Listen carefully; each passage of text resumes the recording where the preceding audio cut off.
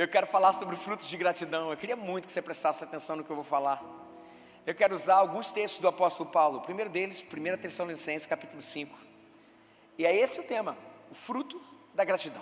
A gente vai ver que esse fruto se desenvolve de duas formas. 1 Tessalonicenses, capítulo 5, versículo 18.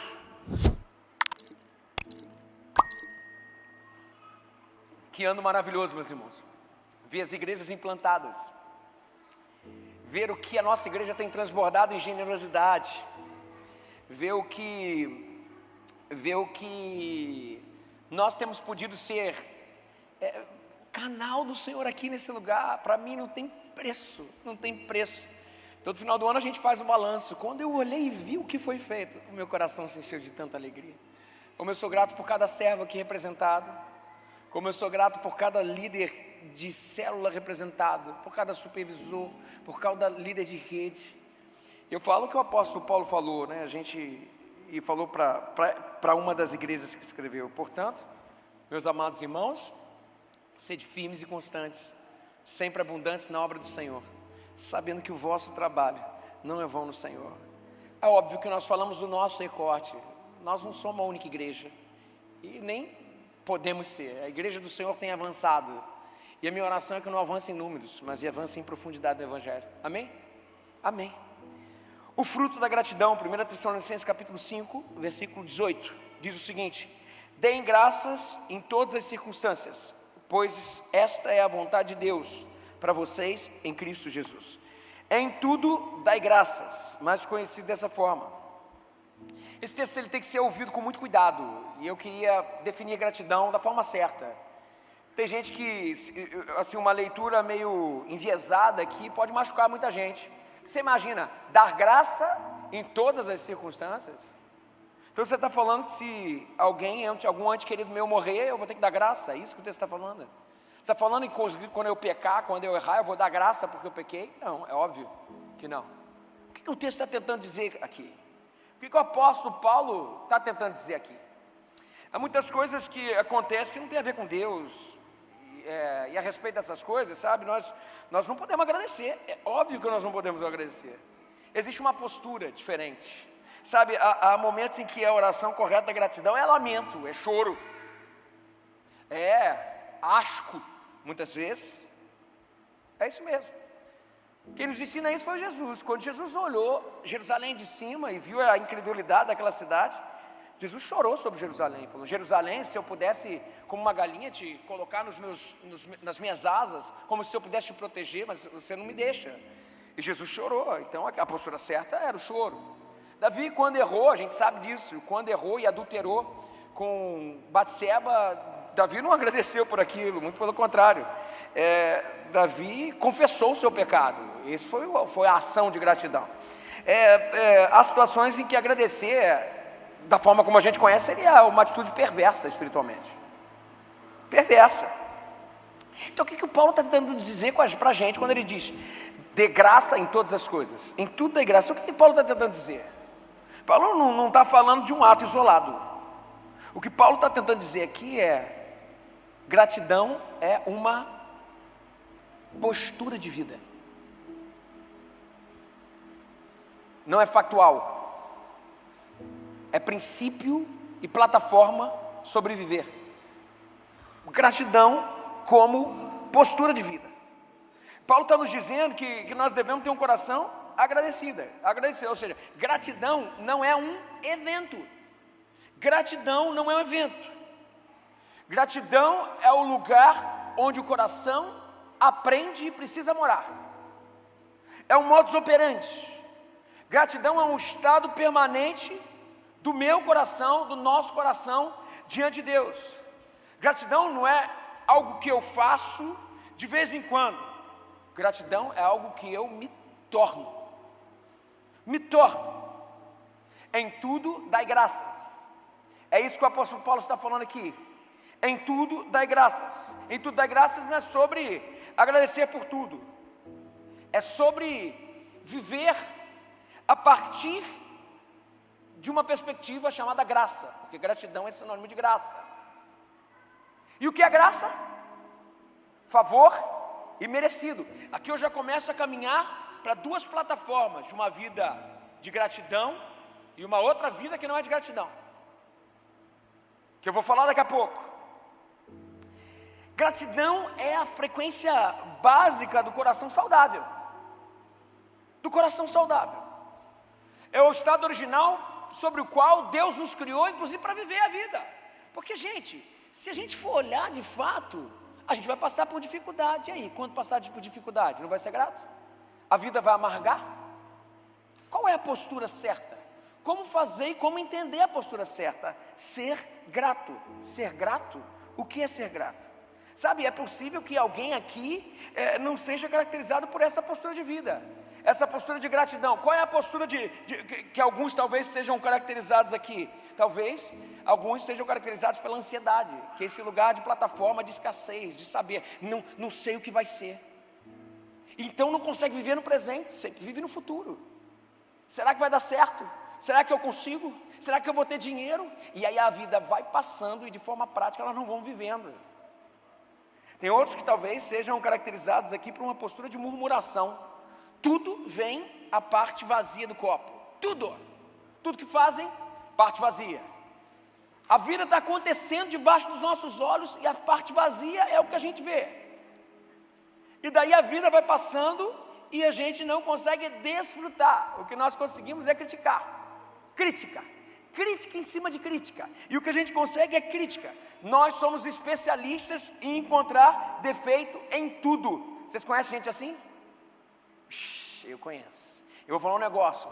Ela apodrece a si e apodrece a gente, não apodrece? Comigo é assim. É impressionante.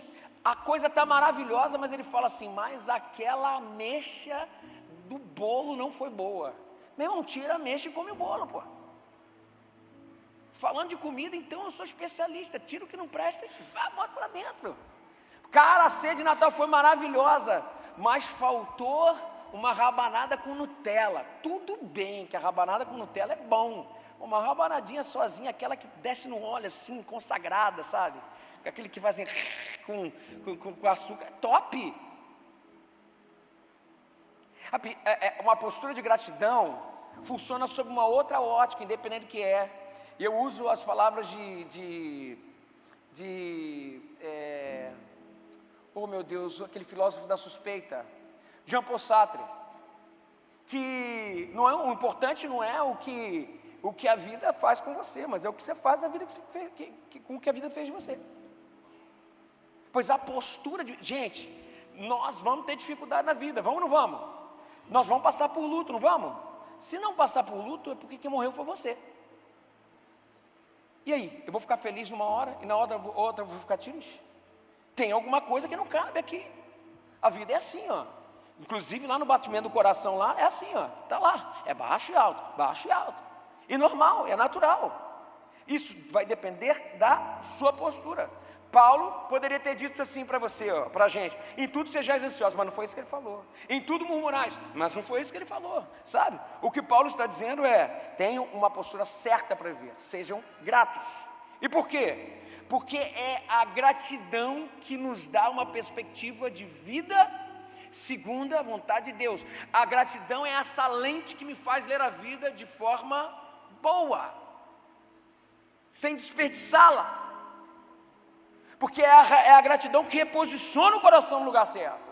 Porque é a gratidão que reposiciona Deus no lugar de Deus na minha vida. E quem é Deus? Deus é Pai.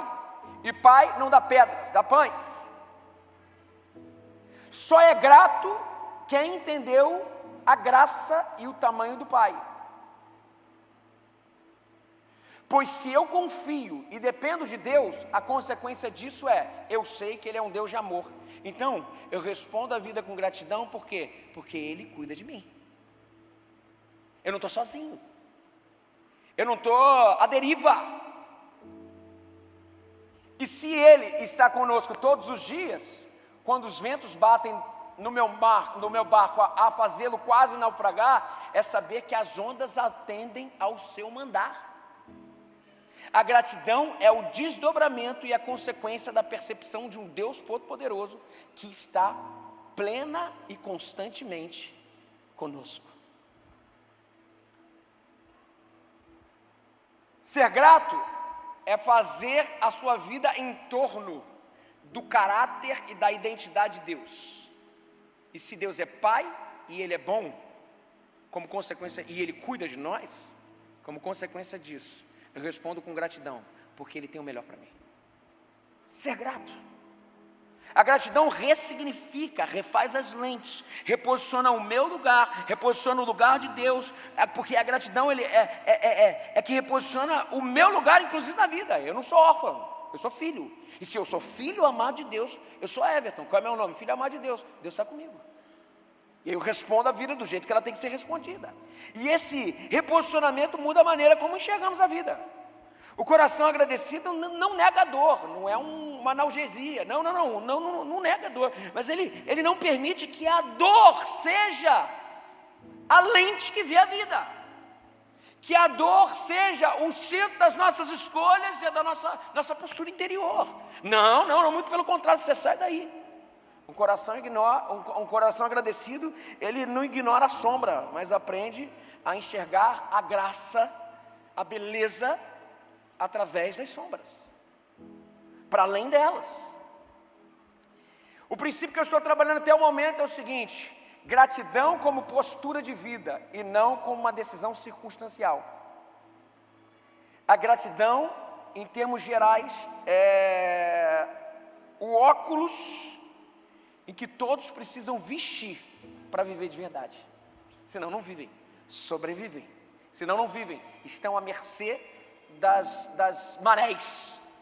A gratidão ajusta a miopia da falsa realidade, nos dá uma perspectiva qualificada, de qualidade, a respeito da realidade. Quem cultiva a gratidão, gente, aprende a enxergar a graça onde os outros só podem e só veem problema.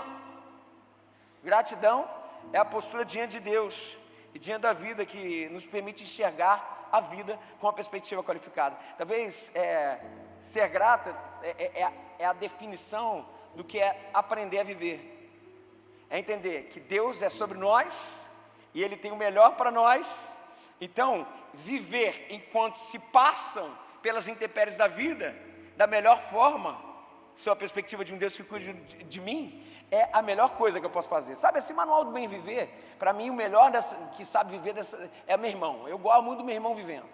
Meu irmão teve uma época na vida dele, meu irmão é piloto de avião, ele teve uma época na vida dele que ficou desempregado. E a gente ficou preocupado com ele. E eu fui lá e falei, cara, como é que você está e tal. Ele falou, cara, a gente chama um outro de negão. Ele falou, negão, eu vou falar assim, o Senhor tem o melhor para mim, cara. Eu acho que Deus está me dando uma oportunidade para eu ficar com meu filho. E eu falei, cara, se precisar de alguma coisa, a gente está à disposição. Ele falou, cara, o Senhor tem o melhor para mim. E meu irmão ficou acho que 1 ano desempregado. E ele investiu nos filhos, naquele ano. E aquele ano que meu irmão ficou desempregado, o que ele fez? Ele morava aqui na freguesia, na praia da freguesia, e ele sempre gostou de pescar. E a gente faz até caça submarina. E ele ia todo dia pescar. Ele inclusive encontrou um pretexto para isso, né? Porque ele gosta tanto de pescar, que ele falou assim, agora meu irmão, estou desempregado. E ele falou assim, eu vou dar meu jeito. E ele ia por aqueles lugares ali, mergulhando ali na praia da freguesia, e ele saía de lá, caçava os peixes, pegava os peixes, e anunciava na internet e vendia os peixes. E ele viveu 1 ano vendendo peixe. 1 ano. Vendendo peixe, ele criava aquário ornamental, sabe? Também a gente ia para Arraial do Cabo, eu ajudava ele a pegar, a gente sempre criou isso, uns paguros, uns peixes, uns corais, e ele anunciava na internet, e ele vendia, e ele, 1 ano da vida dele, acabou aquele 1 ano, ele conseguiu um emprego. E ele chegou no final desse ciclo, eu falei, e aí, negão, parabéns, consegui emprego. Ele falou, cara, vou para um outro ciclo da vida. Como Deus foi bom comigo nesse primeiro ciclo, né? Cara, olha o quanto eu pude aproximar dos meus filhos. Olha o quanto Deus não deixou faltar em absolutamente nada. Sabe qual é o nome disso? É vestir a lente certa para viver. Vestir a lente certa para viver. Só vive quem quer viver, gente. Só vive quem quer viver. Porque a gente vai passar por dificuldade. Sabe, nós perdemos o meu avô. Meu avô foi uma pessoa muito importante na minha vida. O povo que já está mais tempo da igreja sabe disso. E passou, inclusive, por essa história comigo. E quando meu avô faleceu, deve ter uns 3 anos. Foi agora em janeiro. Foi agora por janeiro que meu avô faleceu. Acho que vai fazer 4 anos. E quando meu avô faleceu, o comentário em casa era, tá gravando, mas tudo bem, eu vou falar da minha avó, mas a minha avó vai gostar do que eu vou falar aqui. O comentário em casa era, será que minha avó vai suportar? Essa era a pergunta. 60 anos, gente. 60 anos. Com meu avô, eu não sei, até mais do que isso, eu acho. Por aí. Minha avó tem 96 hoje. Um dia eu conversando com minha avó, eu falei, vó, como é que você está? Ela falou assim, meu filho, eu sinto muita saudade dele. Ela falou, é porque é muito tempo junto, né, Everton? Eu falei, vó, eu sei. E meu avô foi um homem de Deus, meu avô foi um cara incrível. Eu falei, e aí, vó, como é que vai ser? Ela falou assim, filho, eu vou falar um negócio. Se Deus me deu vida, eu quero viver. Tá aí, 4 anos. Minha avó agora, sabe onde minha avó está agora? Na praia. 96 anos, está com dificuldade de andar. Na praia. Pô, meu irmão, me ensina muito. Me ensina muito. Vocês entendem, gente? Se o fato de viver e gratidão e alegria tem a ver com as circunstancialidades, tem alguma coisa errada. Não foi para isso. Isso não tem a ver com o senso de gratidão do texto bíblico. Gratidão como postura. Mas como ter a postura certa diante da vida? Segunda parte da minha mensagem, como ser grato. Como ser grato. É tirando essa lente errada a respeito da vida. De que gratidão tem a ver com fora. Mas eu vou definir melhor. E aqui eu estabeleço 2 posturas. A postura de graça. E tem uma lógica que a gente tem que desmontar hoje. Como ser grato? É desmontando a lógica mais destrutiva que o coração humano pode ter. E que a postura de vida pode nos dar. Que é a lógica do mérito. E eu vou explicar. Se eu mereço alegria, eu tenho alegria. Se a vida me dá tristeza, eu respondo e não vou ser feliz. Mais do que isso. Sabe aquilo que eu mereço? Basicamente, se eu mereço, eu não agradeço. Por exemplo, eu trabalho, eu sou um trabalhador. Eu combino com o cara que eu vou dar meu tempo para fazer algo. E aquele cara vai me pagar no final. Eu fiz uma troca. Eu não tenho que agradecer o salário, aquele é meu direito. Pois a lógica e o preset de vida baseado no mérito é: eu mereço, eu tenho. Eu trabalho, eu ganho. Então é débito, crédito, merecimento. Então assim, se eu trabalhei, eu tenho um salário. Então aquele salário eu não preciso agradecer. Eu trabalhei por aquilo. Mas gratidão não vai por aí. Gratidão só existe onde existe graça. E o que é graça, gente? Favor imerecido. Então, se de um lado eu tenho mérito, e eu chamaria isso aqui do reino da escassez. Do outro lado, eu tenho graça. Eu chamaria isso aqui do reino da abundância. Gratidão é irmã da graça. Caris, do grego, é a mesma coisa. Então assim, onde existe graça não existe mérito. E a gratidão é esse lugar, da onde? Que desmonta essa lógica do mérito e de direito, e desmonta o espírito de cobrança que a gente tem o tempo inteiro. O que eu quero dizer com isso? Você já não viu alguém falando assim alguma vez? Você nem me ligou. Não dá para ser teu amigo assim. Tu viu? Postou foto com todo mundo no aniversário, nem me chamou para o aniversário. Vocês conhecem gente assim? Só eu mando mensagem para o WhatsApp. Ele viu, deu 2 tracinhos lá e ficou azulzinho. Ele não me respondeu. Gente, eu de vez em quando eu tento sair dessa lógica do mérito. Por exemplo, eu tenho 1000 e poucas mensagens para responder aqui no WhatsApp. De vez em quando passou, aí eu chego na igreja e alguém fala assim: esqueceu dos pobres, hein? Eu falei: caraca, mano. Eu tento, cara. Eu tento. Eu entendi o negócio. Não sei se amizade que é amizade, relacionamento que é relacionamento, para mim tem que ser de baixa manutenção. A gente está ali porque a gente ama. E ponto final. E vamos lá, vamos fazer na vida. É óbvio que tem que ter troca. Não estou dizendo sobre isso. Mas é impressionante, tem gente que faz contabilidade das relações. Isso é prisão. Prisão. Isso acaba com qualquer vida. Isso acaba com qualquer relacionamento. Isso acaba com a sua empresa. Isso acaba com o seu casamento. Porque a sua expectativa nunca vai ser consumada, uma vez que a expectativa do outro é outra, a vivência do outro é outra. Então ele vai te frustrar, ela vai te frustrar. Viver na lógica do mérito sempre vai te fazer um credor ou um devedor. E a consequência disso é briga, é luta, não é vida. Reino da escassez, mas a graça é diferente. Eu sou imerecedor. E quando nós vivemos essa lógica do mérito, nós transformamos os relacionamentos em contabilidade, em parceria, crédito, débito, cobrança.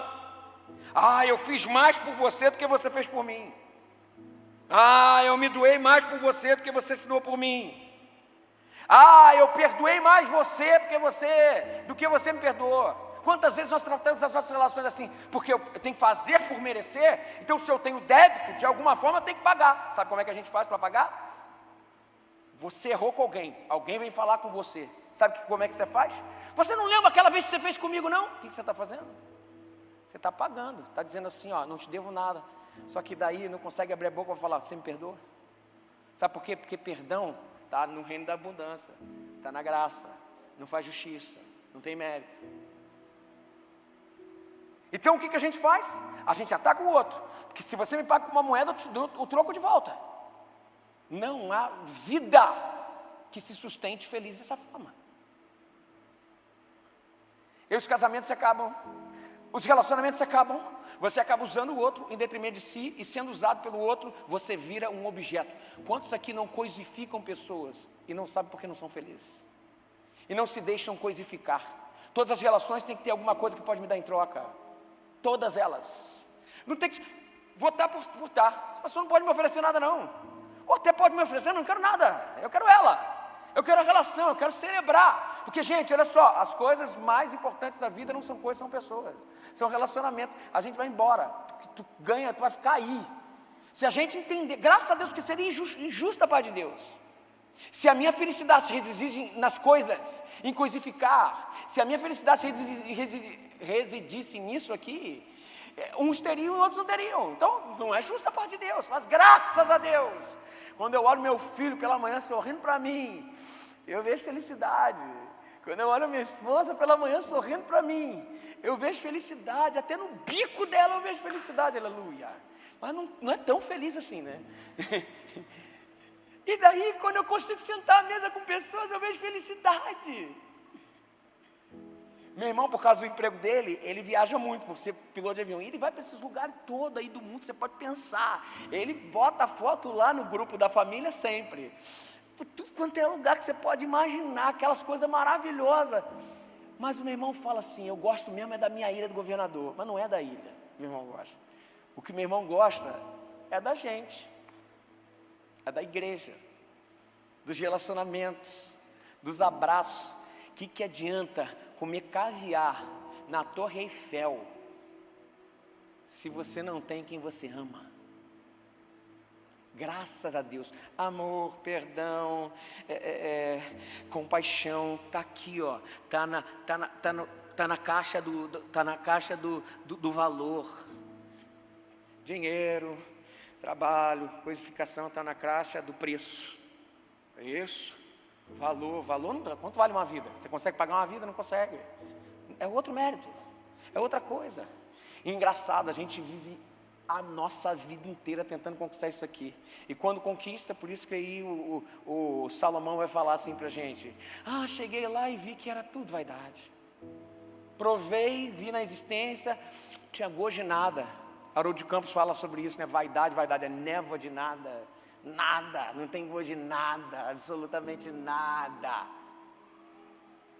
Gente, são campos epistemológicos totalmente diferentes.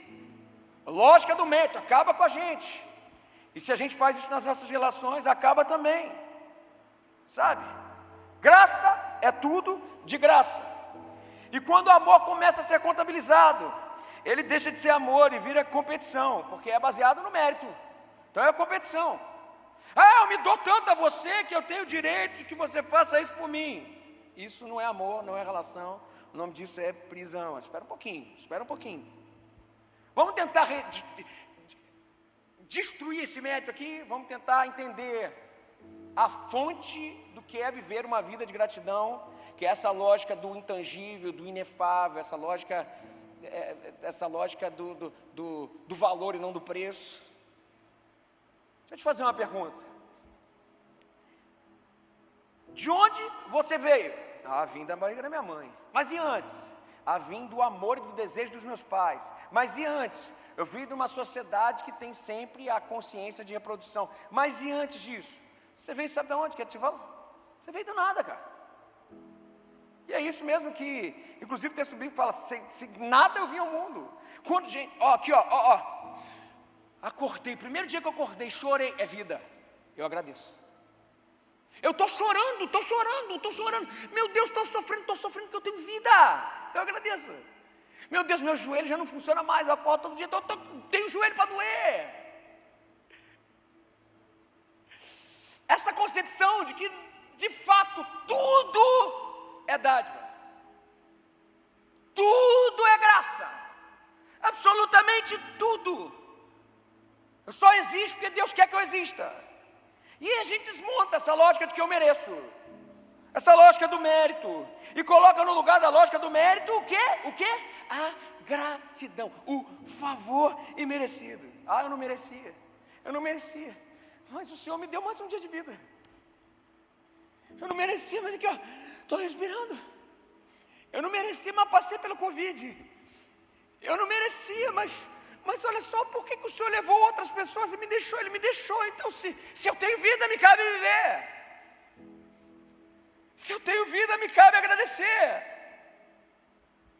E assim eu descubro a graça, e com isso eu descubro gratidão. E isso quebra algumas coisas, quebra o orgulho. Eu dou conta da minha vida. Isso quebra. Isso quebra totalmente, sabe? Quebra a autossuficiência. Ah, eu compro por quê? Porque eu tenho dinheiro para pagar. Ah, eu exijo por quê? Porque eu fiz por onde? E isso quebra inclusive a ilusão do controle, que eu posso dar conta. Eu já contei essa história aqui uma vez, talvez um dos contos mais bonitos do Rubem Alves, que é um filósofo que eu gosto muito. É o conto do galo. Ih, deixa eu ficar na luz aqui. O conto do galo. Esse conto começa com a história de, na fazenda tinha um galo, e o galo, ele cantava, acordava às 5:30 da manhã, o sol nascia às 6, e às 5:30 da manhã ele acordava, e todos os dias ele se arrumava e ia em direção ao monte lá da fazenda para cacarejar e fazer com que o sol nascesse. Então ele acordava todo dia, preparava, fazia o aquecimento vocal, ia lá para cima e, não vou imitar aqui, senão vocês vão rir da minha cara. E o sol. No dia seguinte ele ia lá e o sol. Até que o galo, apesar de ser muito responsável, um dia o despertador não despertou. E quando ele acordou, era 6:15, o sol. Ele acordou e falou: meu Deus, o sol precisa nascer. E quando ele acordou, estava tudo claro. O sol nasceu.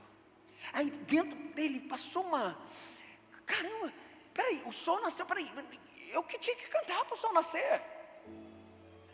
Quando ele saiu do granjeiro lá, quando ele saiu, todos os bichos estavam fora zoando do galo. Tipo assim, perdeu, acabou, cara. E aí, o que tu é agora? Que mérito você tem na tua vida? Estou falando sobre mérito e graça, tá? Mérito e graça. Que mérito você tem na sua vida, galo? Você não consegue fazer o sol, você não precisa cantar para o sol nascer. E o macaco era o bicho que mais zoava o galo. Aí o macaco falou assim: eu quero ver o que esse galo vai fazer amanhã. Não tem o que fazer amanhã. Ele, para mim, ele tinha que morrer, acabou.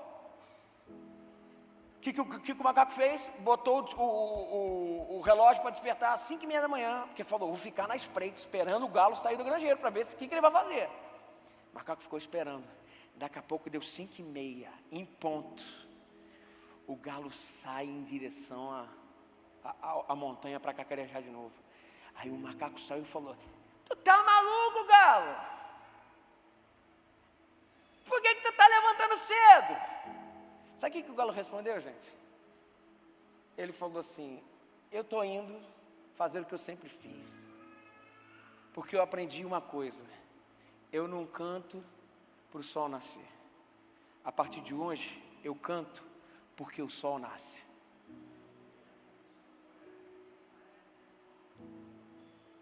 Aqui, ó, graça. Esquece isso aqui, cara.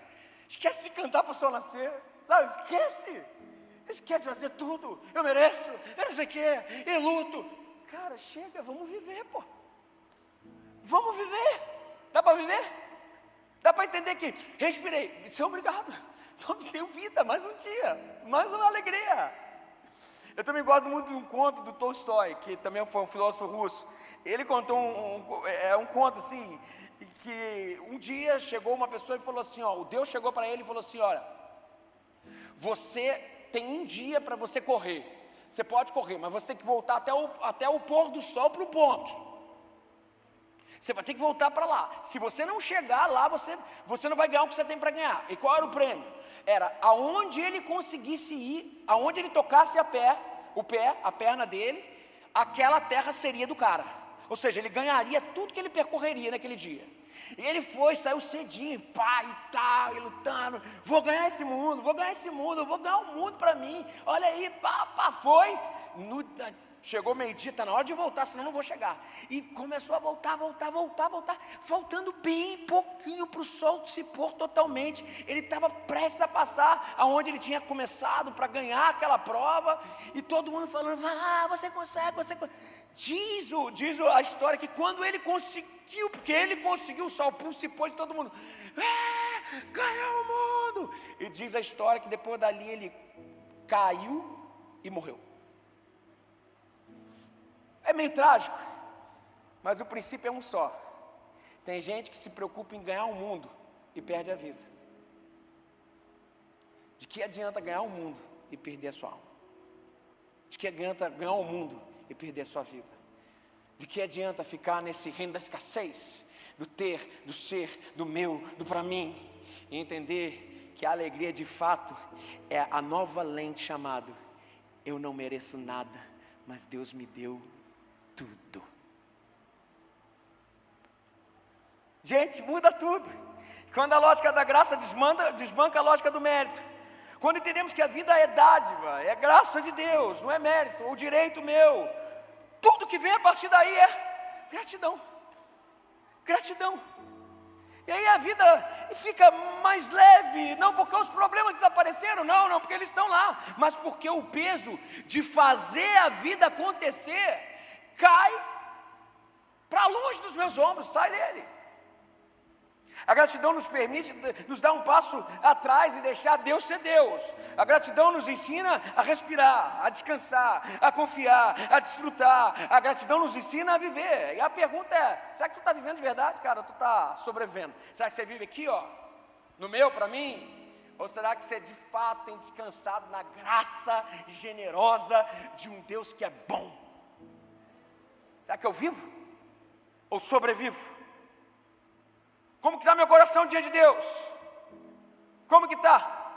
Talvez o teu problema não seja falta de fé, talvez seja cansaço. Cansaço de quem vive tentando merecer. Cansaço de quem vive tentando provar. Cansaço de quem vive tentando controlar, sabe? A lógica do mérito nunca deixa o coração descansar. Porque sempre pede mais, e mais esforço, mais desempenho, mais resultado. E eu valho o que eu faço, eu valho o que eu produzo. Não funciona assim. Mas Deus não nos chama para essa relação de cobrança. Ele nos chama para uma relação de graça. E quando tentamos pagar a Deus, pagar pessoas, ou cobrá-las por algo que julgamos merecer, nós perdemos a vida.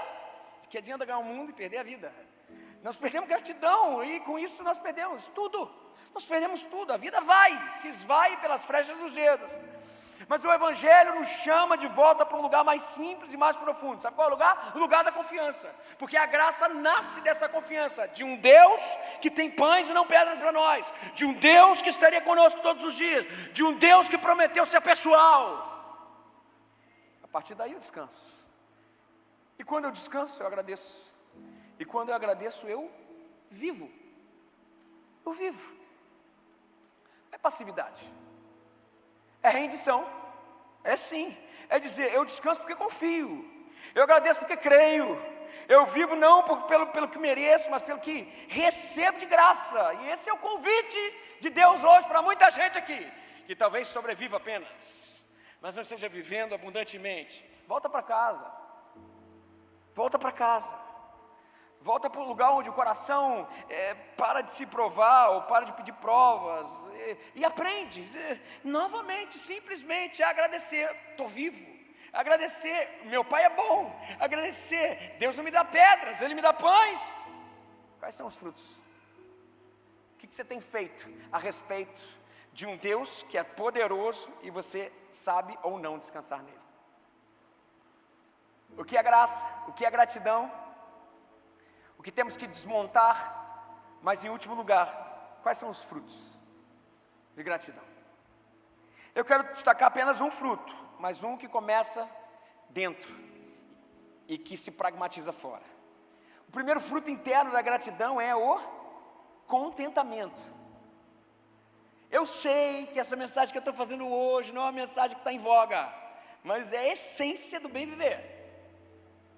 Contentamento, porque se eu entendo que o fato de estar vivo já é graça, que é favor imerecido, tudo que vem depois do que eu acordo é motivo de gratidão. E é isso que o apóstolo Paulo nos fala. Filipenses capítulo 4, versículo 12 fala a respeito disso.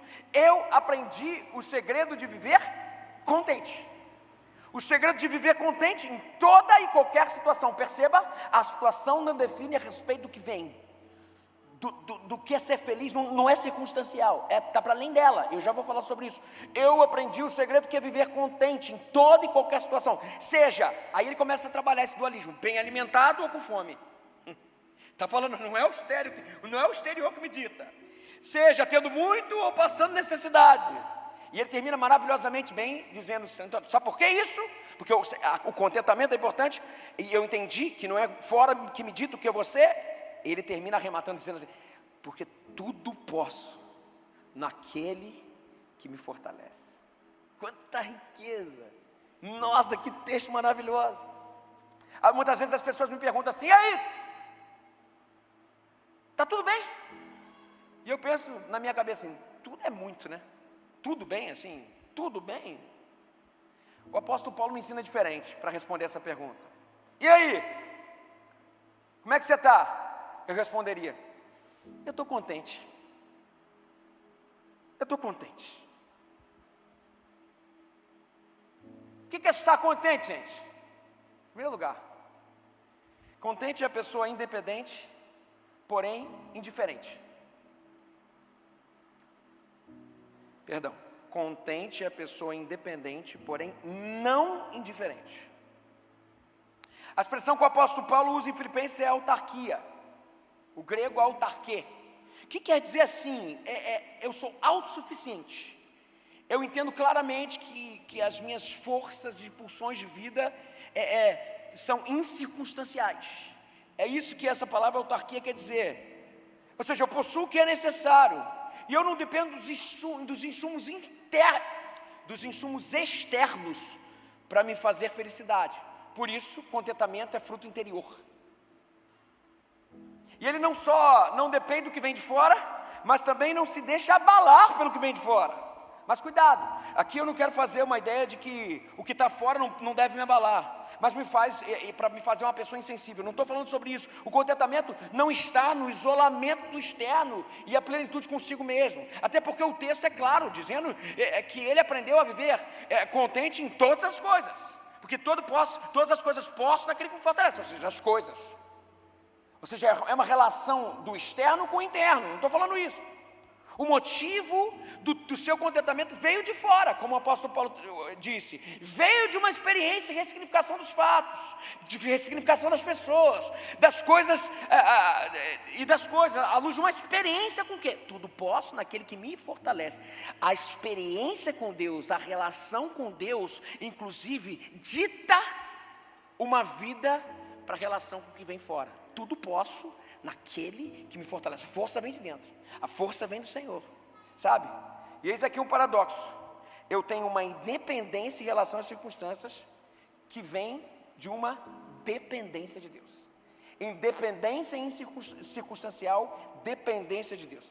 Isso aqui é melhor explicado, eu sei que pode estar confuso para alguns, mas isso aqui é melhor explicado com a ilustração que eu já contei aqui sobre o termômetro e o termostato. Vocês sabem a diferença entre o termômetro e o termostato? O termômetro, ele afere, se acomoda com a temperatura externa. Por exemplo, botar um termômetro ali fora hoje é 40 e tantos graus. E o termostato? O termostato é o contrário. O termostato transforma a temperatura externa. Transforma. Ou seja, ele é o agente, não aquele que é passível. Então assim, o que é o contentamento? O contentamento é essa condição de termostato na vida. Fome, fartura, não importa, eu tudo posso, naquele que me fortalece. Paulo está dizendo assim, eu não sou jogado de um lado para o outro pela temperatura dominante, não, ele não está falando isso. Eu não me encanto nos dias de fartura, é o que Paulo está dizendo, eu não me encanto. E não perco a lucidez quando tudo vai bem não, sabe, não fico, olha aí, está vendo como é que eu sou? Não, de jeito nenhum, não é isso. E eu também, sinceramente, não é o fim do mundo quando tudo vai mal. Afinal, eu posso todas as coisas naquele que me fortalece. Ou seja, contentamento é a pessoa independente, mas não indiferente. Uma pessoa contente não é uma pessoa que reage às circunstâncias, mas alguém que decide como responder às circunstâncias, porque tem a sua base de contentamento em Deus que fortalece. O maior problema da vida é que no reino da escassez, esse reino aqui das contabilidades, do crédito, a gente sempre coloca a nossa força e a nossa vida, a nossa alegria, vocês lembram de matemática que tem constante e variável? Vocês lembram disso? Variável é a letra, aquilo que pode mudar, constante é aquilo que não muda. O reino da escassez faz da variável uma constante, e esse é o problema, porque a variável muda, um dia eu tenho, outro dia não tenho. Um dia a gente está na beira da praia, outro dia a gente está dividindo ovo, e está tudo bem. Se a gente colocar aqui a nossa alegria, a gente nunca vai ter. Quando a gente coloca na constante, tudo posso naquele que me fortalece, está dizendo, a única coisa que a gente tem de certo na nossa vida, gente, é que Deus é Pai, e Ele está presente todos os dias. Isso, gente, isso é extremamente importante, talvez difícil para alguns aqui.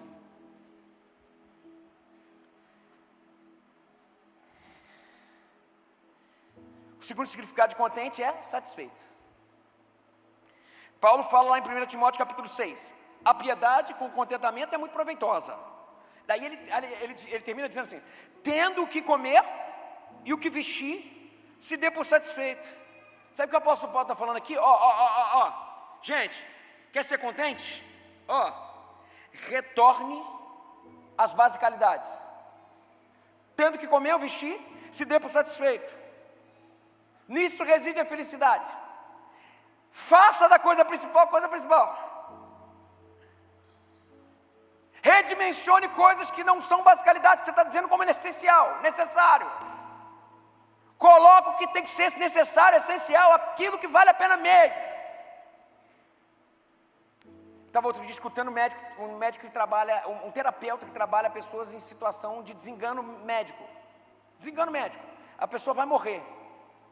A terapeuta fala assim, as coisas que as pessoas mais se arrependem no final. Ela falou, me arrependo tanto de não ter ficado com meu filho. Eu me arrependo tanto de não ter liberado o perdão. Eu me arrependo tanto de não ter tido mais tempo para quem eu amava. Ninguém fala, eu me arrependo tanto de não ter andado num Porsche. Não faz sentido. Não faz sentido.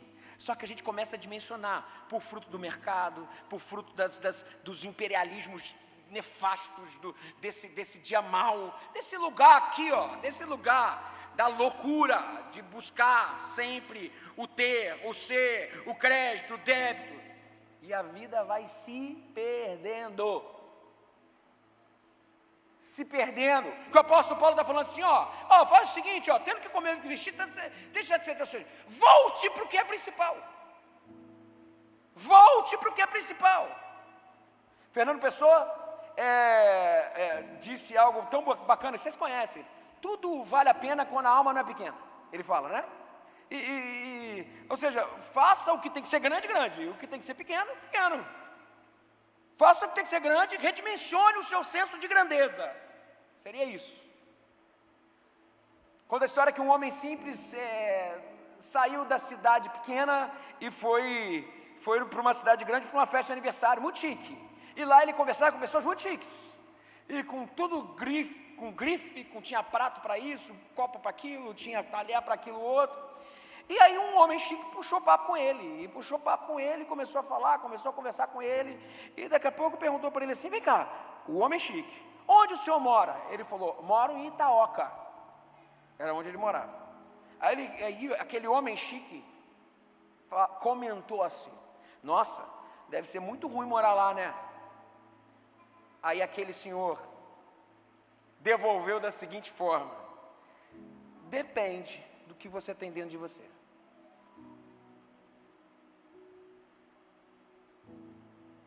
Dimensionar felicidade. Gente, parece tão básico, a gente não faz isso. E a gente vai deixando a vida perder. Contentamento, sabe? Contentamento. Nesse homem se viu um homem contente. Porque contente é isso, é aquele que desenvolveu sua experiência do sublime, que não é mediada pelo mundo das coisas. Vou repetir, presta atenção aqui. Contente é aquele homem que desenvolveu sua experiência do sublime, da vida, que não é mediada pelo mundo das coisas. O apóstolo Paulo falou sobre isso. Aprendi o segredo do que é viver contente. Em toda e qualquer situação, seja bem alimentado, seja com fome, tendo muito ou passando necessidade. Por quê? Porque a variável é variável, mas a constante que me faz feliz eu posso. Tudo posso naquele que me fortalece. Contente é ser grato por ter um Deus que é a base de toda a nossa alegria. Toda a nossa alegria. Em segundo e último lugar, eu estou acabando. Aí, se contentamento é o fruto interno, eu vou para o outro lado. O fruto externo, aquilo que vem para fora. Qual é o nome do fruto externo da gratidão? O fruto externo da gratidão se chama generosidade. Generosidade, gente, não é um plus a mais na vida de quem é grato. Não é um plus a mais na vida de quem é cristão. Não. Generosidade é ser crente. Ser crente é ser generoso. Ser grato é ser generoso. Quem fala não sou eu não, é o apóstolo Paulo. 2 Coríntios capítulo 8, versículo 1 diz o seguinte: agora, irmãos, queremos que vocês tomem conhecimento. Deixa eu contar o que está acontecendo aqui. O contexto é o seguinte: o apóstolo Paulo escreve uma carta a Corinto para falar sobre diversas coisas, e uma delas para recolher uma oferta para dar aos irmãos de Jerusalém que passavam fome. E o apóstolo Paulo usa pedagogicamente o exemplo dos irmãos da Macedônia, que eram muito pobres, mas pediram para contribuir. Olha o que ele falou: agora, irmãos, queremos que vocês tomem conhecimento da graça que Deus concedeu às igrejas da Macedônia. A graça, olha como ele trata a contribuição dos macedônios. A graça que Deus concedeu às igrejas da Macedônia. Versículo 2: no meio da mais severa tribulação, a grande alegria e a extrema pobreza deles, eram pobres, transbordaram em rica generosidade. Transbordaram em rica generosidade.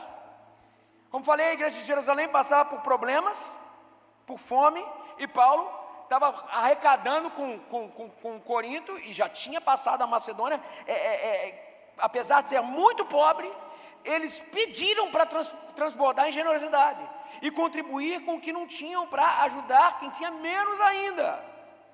A lógica aqui é uma só: Quem entendeu a graça, vive de gratidão. Quem entendeu a graça, vive em gratidão. E o fruto de uma vida grata é ser resposta de generosidade para aqueles em condição de vulnerabilidade que nos cercam. É isso aqui que o apóstolo Paulo está falando. Mas o que mais me impressiona aqui é que o pessoal da igreja macedônia não era bonzinho, não foi assim que o apóstolo Paulo falou: olha como eles foram bons, vamos fazer que nem eles. Não, foi Deus quem tocou neles. É isso que o apóstolo Paulo fala, olha, ele fala assim, tome conhecimento da graça que Deus concedeu à igreja. Foi Deus quem tocou. O apóstolo Paulo fala assim, não é para ser bonzinho, não, vocês estão entendendo? É uma ação de Deus. Foi Deus quem tocou nos caras, sabe? E foi graça de Deus que gerou a generosidade. Ou seja, quando eu e você não somos generosos, está faltando na gente, sabe o quê? Um toque de Deus. Toque.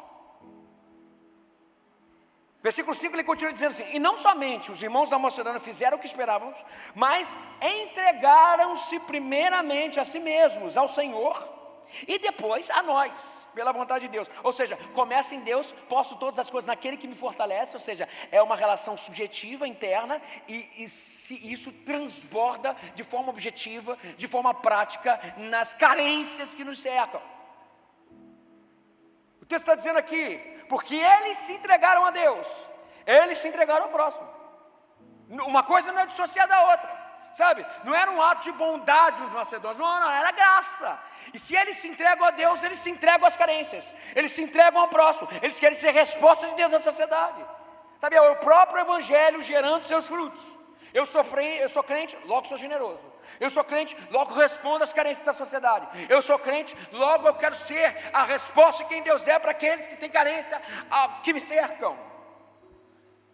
E não foi à toa que Tiago disse a respeito disso, o irmão de Jesus, Tiago, capítulo 2, que inclusive foi um texto que muito criticado, principalmente no 4º, 5º século por Lutero, porque aqui Tiago é claro dizendo: você quer ser crente? Você tem que pragmatizar o teu evangelho, você tem que existencializar o seu evangelho. Tiago capítulo 2, versículo 17 diz assim: assim também a fé, se não tiver obras, é morta em si. Mas dirá alguém: tu tens fé? Ou seja, essa sua crença, isso não quer dizer muita coisa. Eu tenho obras. Mostre-me a tua fé sem as suas obras, e eu te mostrarei a minha fé pelas minhas obras. Aqui não é uma realidade que exclui a outra, mas uma é consequência da outra. Por isso o fruto do evangelho é pragmatizar isso como sendo exemplo existencial de Deus para aquele que nos cerca. Mostre-me a sua fé sem as minhas obras, que eu te mostro a minha fé através das obras. Aí ele continua no versículo 19 dizendo assim: tu crês que há um só Deus? Faze bem. Também os demônios o creem e estremecem. Olha que coisa interessante, ele está falando para alguém que diz que tem fé, mas não tem obra. Ele falou: você diz que crê em Deus? Então tá bom, você quer saber? Tua fé é pior que a de demônio, porque os demônios creem e estremecem, ou seja, eles fazem alguma coisa, você não faz nada, eles pelo menos tremem. Os demônios creem e estremecem, você não é nada. Mas ele termina dizendo assim: mas ó homem vão, queres tu saber que a fé sem obras é morta? A fé sem obras é morta. Esse texto de Tiago nos ensina algo poderoso. Ter fé é gerar frutos de generosidade. Fé, quem tem fé é generoso. Queria chamar o pessoal do Ministério de Louvor aqui na frente. Nós cantamos muitas vezes aquela música: rompendo em fé, a cada dia vou viver rompendo em fé. Aí a gente fica pedindo para o Senhor: Senhor, a gente quer romper em fé. Senhor, a gente quer romper em fé. Tiago nos ensina que a fé, quando rompe, produz generosidade. Quer romper em fé? Seja generoso. Seja generoso. Por que você acha que Deus te deu tudo? Te deu fartura. Você fala assim: pastor, passa um perrengue desgraçado. Você não viu agora o parâmetro do que é ser próspero para o apóstolo Paulo? Tendo que comer o que vestir? Já se deu por satisfeito? Você é próspero ou não é?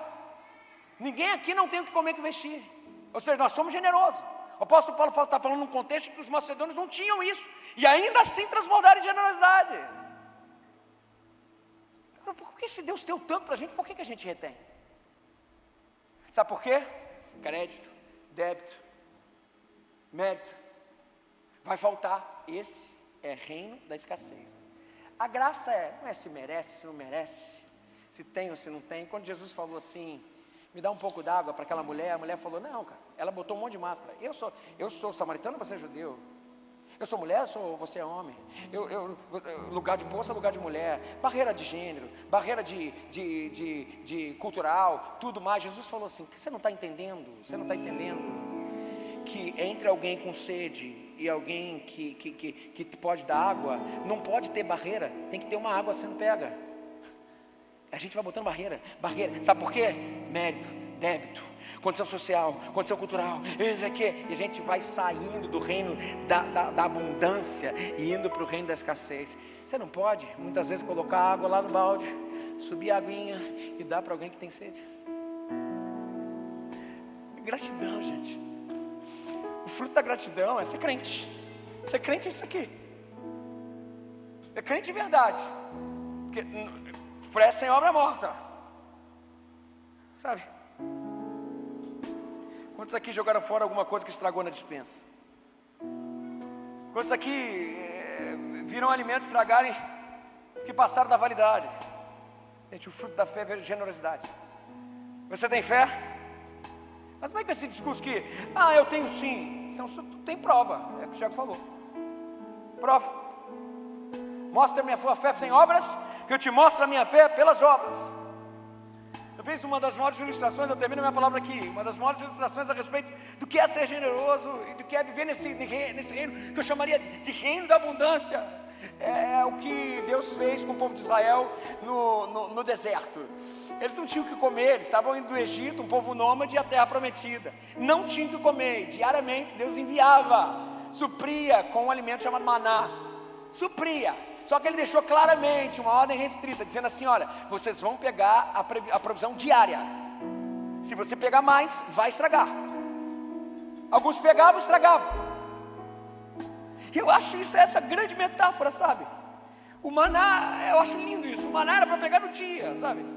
E pegasse a mais do que era suficiente, comia para sua própria condenação no dia seguinte. Porque estragava. Existe uma mentira do diabo. Se eu sou generoso, pode faltar para mim. Essa experiência do maná no deserto nos ensina que no reino de Deus, o reino da abundância, o que nós não dividimos pode apodrecer. O reino de Deus é o reino da abundância. E esse reino da abundância é o reino de riquezas circulantes. Gente, isso aqui é um sonho. Vocês olham lá, a igreja de Atos 2, depois que eles receberam o Espírito Santo, eles tinham tudo em comum. Gente, não é possível que isso não te toque. Mateus capítulo 24 e 25, é o sermão profético de Jesus, diz que, de acordo com aquela perspectiva, não quero fazer uma teologia só de um texto só, mas aquela perspectiva, a direita e a esquerda vai estar quem foi generoso e quem não foi. Vocês lembram disso? A minha direita vai, por que eu estou à minha esquerda? Porque eu tive fome e não pudesse comer, estava nu e não me vestisse. E a minha direita vai estar que não, tive fome, me deixe comer. Quando você fizer? Quando que a gente não fez isso com o Senhor? Quando não fizeram com um desses pequeninos. Vocês percebem a importância disso, gente? Olha a importância desse negócio aqui. Karl Barth conta uma metáfora a respeito disso. Ele diz que é a metáfora do patrão e do chefe, e do escravo. Existe um mordomo chamado dispenseiro. De um senhor, no período medieval tinha isso. E quem era o dispenseiro? Dispenseiro era um mordomo que tinha as chaves da dispensa do dono. Ou seja, ele tinha acesso às riquezas. Tinha o cartão de crédito do dono, tinha o dinheiro do dono, administrava o dinheiro do dono, e ele era o responsável em repor comida. Ele é o responsável em colocar o que faltava com o dinheiro do dono. A gente precisa entender que tudo que nós temos não é nosso, é do Pai. Ele muitas vezes deu um cartão de crédito na mão de alguns. Por isso que eu falo, ter dinheiro é ter responsabilidade. Eu falo para os ricos aqui da igreja, tem uns ricos aqui na igreja, gente. Depois eu vou falar para vocês se vocês pedirem dinheiro emprestado. Brincadeira. Aqui, eu falo, quanto mais dinheiro, mais responsabilidade. Quanto mais dinheiro, mais responsabilidade. Porque não é nosso. Não é nosso. Gente, a vida é uma dádiva. Isso aqui acabou. responsabilidade. O mordomo tem tudo, mas é dele? Não. Então se no dia do almoço lá tem picanha, o que o mordomo faz? Come. Mas a picanha é dele, mas foi ele que serviu. Ou seja, você come do que Deus te deu. A tua dispensa é do que Deus te deu. Mas não se engane, não é seu, é do Senhor. O mordomo só está gerenciando, nada é dele. Gente, se o dono da casa, o nosso Deus, é generoso, se a essência de Deus é a generosidade, e se você é um mordomo que não é generoso, você está ferindo o próprio caráter de Deus, o próprio caráter do dono. O dono é bondoso, e se você é um mordomo que não é bondoso, você está ferindo o próprio dono, o próprio dono. Sabe, eu termino contando sobre a experiência. Eu sempre vivi num ambiente de generosidade, muito. Talvez uma das grandes referências de generosidade para mim foi minha avó, mãe do meu pai. Meu pai foi criado numa família que tinha 5 filhos, e minha avó, apesar de ter 5 filhos, ainda adotou mais 7, cuidou mais de 7, você imagina isso? Mais 7. O tesoureiro da nossa igreja, a mãe do tesoureiro da nossa igreja, foi criado pela minha avó também, do Benício. Meu pai sabia que quando ele chegava em casa, minha avó falava assim para ele: filho, vai pescar. Ele sabia que não tinha comida em casa. Como que minha avó ainda vai pegar mais comida, gente? Vai para mais gente. Como que vai pegar? E minha avó sempre falou assim: não, onde come 3, come 4, come 5, come 6. Qual foi a consequência? Meu pai fez a mesma coisa com meu irmão adotivo, com o Luiz Cláudio, que hoje é pastor, inclusive de vez em quando prega aqui. E tinha dificuldade, morou um tempo lá em casa, porque a essência de Deus é ser generoso. E você? Você é generoso? Sabe qual é o sinônimo dessa pergunta? Você é grato de verdade, essa é a pergunta. E pior ainda, sabe qual é o outro sinônimo dessa pergunta? Você é crente ou não é? Você é crente ou não é? Nós precisamos repensar se, do mesmo modo que aconteceu com os macedônios, se o toque de Deus está hoje sobre nós. Pratiquem o bem, disse o apóstolo Paulo, e sejam ricos em boas obras. A riqueza que vem de Deus é que Ele nos dá, e daí a gente recebe de Deus, a gente desfruta e distribui. Pratique o bem e sejam ricos de boas obras. A gente desfruta e a gente distribui. A gente desfruta e a gente distribui. Esse é o fruto do Evangelho. A gente desfruta, a gente distribui. E aí isso vai gerando o que eu quero chamar de prosperidade generosa. Essa foi a oração modelo de Jesus. Ensina a gente a orar aí. Jesus falou: Pai nosso, o pão nosso.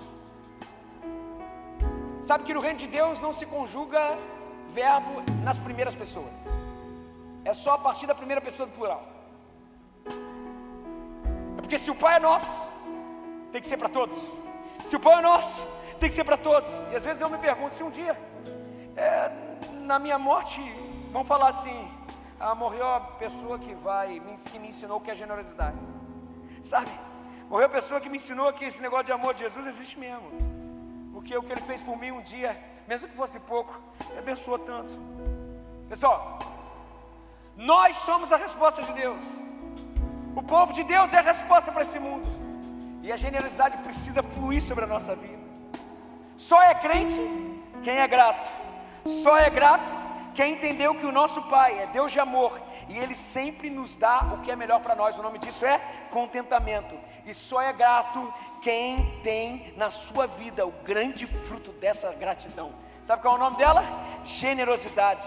Porque o reino de Deus, que é o reino da abundância, é o reino de riqueza circulante, onde quem tem reporte para que não apodreça, e não tem medo de depender de um Deus que nunca deixa faltar, porque Ele sempre tem o que é melhor para nós. Todo final do ano nós dizemos um tema que vai ser para o próximo ano, e isso vai ditar inclusive o que vai ser pregado e o que nós vamos lutar. E o próximo tema, o tema de 2026 é chamados ao extraordinário. A minha oração é que você seja plenamente impactado por uma vida extraordinária, e essa vida tem a ver com o Senhor no centro.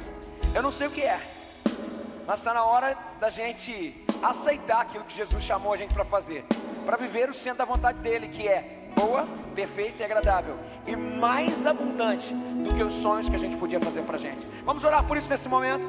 Senhor Jesus, nós pedimos, Senhor, que o novo ciclo que começa nos próximos dias, na próxima quinta-feira, possa ser marcado por mais da Tua presença, Senhor. Senhor, nos dá fome de Ti, nos dá sede de Ti. Senhor, ajuda-nos, Senhor, a ser expressão viva de quem Tu és. Ajuda-nos, Senhor, a darmos passos que nós não temos coragem. Ajuda-nos, Senhor, a entendermos e discernirmos a Sua voz e irmos em direção a ela, mesmo que pareça loucura muitas vezes. Ajuda-nos, Senhor, a não desperdiçar a nossa vida, vivendo uma vida do bom o suficiente apenas. Nós queremos viver o que o Senhor tem pra gente, Senhor. Senhor, no nome de Jesus, nós entregamos muito mais do que aquilo que a gente no reino da escassez pode querer. Eu quero sustento, eu quero uma vida saudável, boa. Nós entregamos a Ti, Senhor, hoje, Senhor, tudo que nós temos. A nossa vida é Sua, os nossos sonhos são Seus, os nossos planos são Seus. Senhor, nós não queremos desperdiçar a nossa vida. Nós entregamos a Ti, nós tomamos a nossa cruz e Te seguimos, sabendo que quando a gente morre em Ti, nós vivemos de verdade. E que o Senhor nos abençoe e nos guarde, que o Senhor possa resplandecer o Seu rosto sobre nós e tenha misericórdia de nós, que o Senhor nos leve a uma vida abundante em Ti, uma vida extraordinária que só a Tua presença pode nos dar. E assim nós oramos no nome de Jesus. Amém, amém e amém. Feliz ano novo, gente. Deus abençoe vocês. Vamos cantar.